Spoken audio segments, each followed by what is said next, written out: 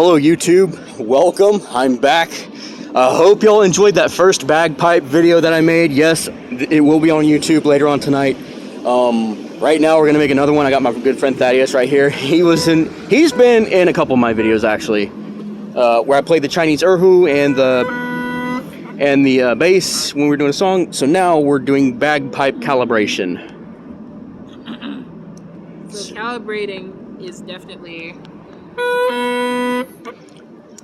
Hopefully you're okay with.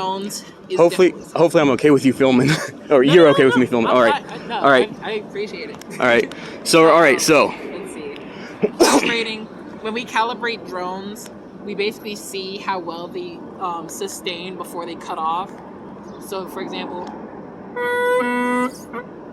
right where it cuts off when it reaches its highest point is what we want to try and avoid. So sometimes we'll have to either close off or open up the reed. That's what I'm doing right here. And I'm also using the little gel tape to configure where the sweet spot for it is. Usually there will be like little indicators on the reed itself. But it's a bit of a fickle process because these things have like 4 different ways of fine-tuning. Yeah. Which involves hemping the reed. It involves pushing or pulling back on the gel tape on the reed, opening or closing the reed, and basically lengthening or shortening the reed or the drone itself. So 4 different ways of tuning. This sounds like a good calibration right here. Yeah, that definitely sounds. And then next we have to calibrate the other tenor drone.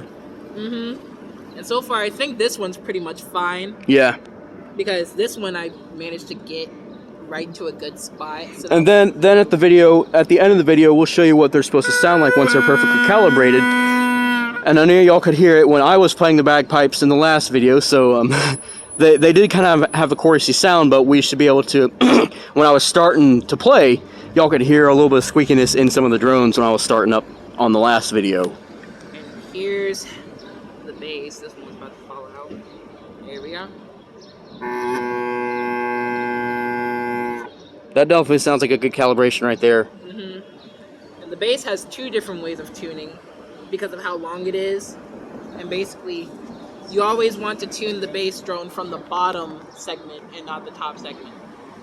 So in this case, the bottom segment is the one that's most important. So with that done, let me take out the chanter to make this easier for myself. Usually, the best way to tune and help calibrate your drones is to always start with the tenor that's on the outside. So the farthest tenor outside. Yes. And then you go from tenor to bass to middle tenor. All right. So that's what they taught me. Yeah. So in this case. And you can see he's...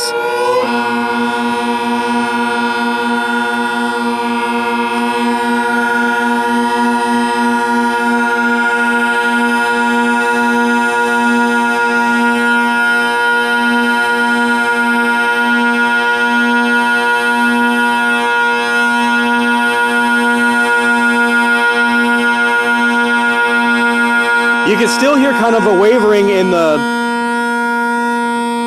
Keep going. You can still hear, and in the video you can still hear kind of a wavering between some of the 2 tenors and the bass. And just the 2 tenors alone, yes, you can still hear the wavering. What you want as a bagpiper is to get the 2 tenors as close to pitch as possible without any chorusing.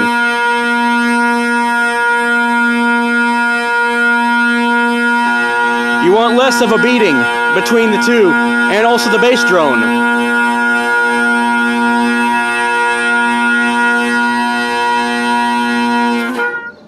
That sounds pretty much around that area. Yep.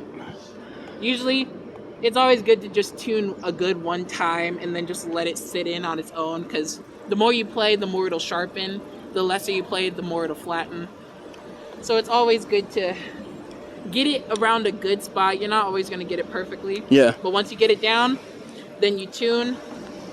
Because honestly, in bagpipe recordings, most bagpipe recordings you can hear their drones sound almost like one drone. And that's the whole ideal that you're trying to look for. Yeah.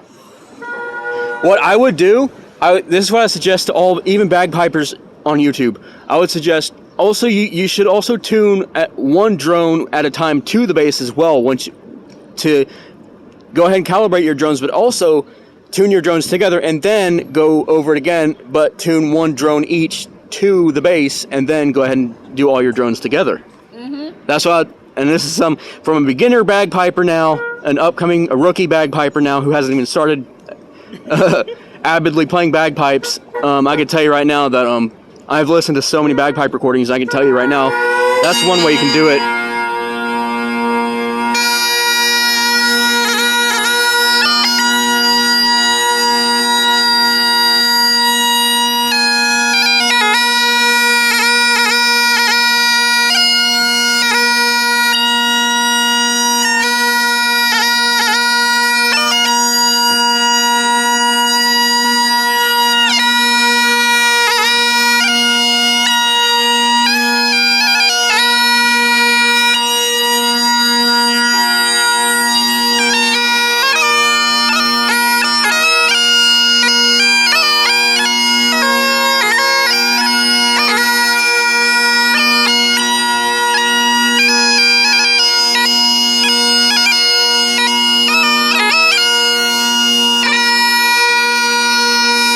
All right, so go ahead and explain to those YouTubers how you're actually turning those drones on and off.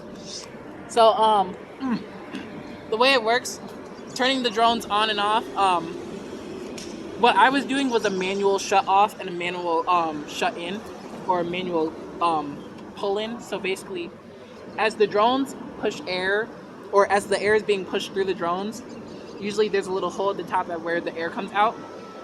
Sometimes we would use corks to stop up the air, or at times we would just shut it off by pushing and holding a finger over the hole until it cuts off entirely. And the moment I'm able to move my finger away, the drone should stay off because of the way the air is constantly just keeping a layer of air between the reed and the reed itself.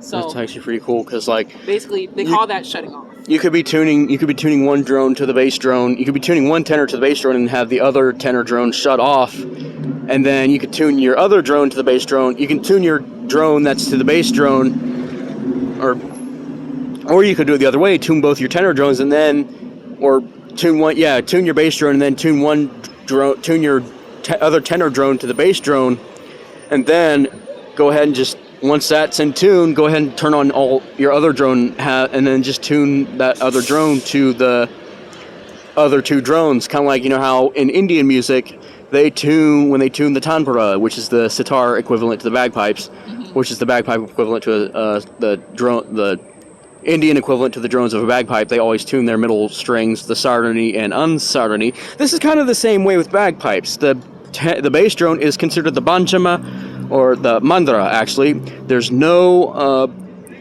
banchama, there's no there is a sarani and there's an unsarani. As far as if you're using Indian terminology for drones, there's a sarani and there's an unsarani drone, and then there's the mandra drone. And then your chanter basically plays your melody. So in this case, your A, since we're in A, it would be in this case, sa, re, ga, ma, pa, da, ni, sa. Your lowest note, G, would be considered, since this is B flat mixolydian, that's your ni, low ni, and so it goes ni, sa, re, ga, ma, pa, ni, sa, re, sa, re, ni, sa, re, ma, re, sa, ne, ga, ma, pa, ni, re, sa, ni, sa, re, ga, ma, pa, da, re, ni, and then sa. So basically, it's the mixolydian equivalent in the Indian equivalent of the bagpipes. So you do have a sarani and unsarani if you're speaking Indian terms for tuning drones, like for the tanpura, and the mandra, which is your bass drone. In this case, for bagpipes, there's no banchama, which will be your other string that you would tune on a tanpura. There's none of that on a bagpipe. You do get that on the small pipes though, but not on the traditional highlands. So that's basically drone calibrations for bagpipes. Thanks for watching, and more to come later.